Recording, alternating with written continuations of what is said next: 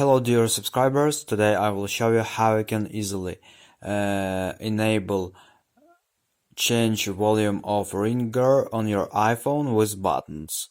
So with this plus and minus button. So how you can do it? First you need to go to the settings, and in settings you need to find sounds and haptics. So just open it, and here you will see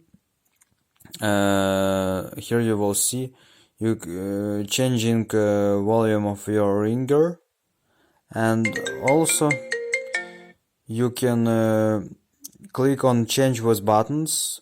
So if you disabled change with buttons, you can see that I clicked on buttons and it doesn't change our ringer, volume of ringer. It means that it doesn't work. And if we click here, we enable change with buttons. Here you can see the volume of the ringer, and alerts can be adjusted using the volume button. So now if I click on minus or plus, it change our ring.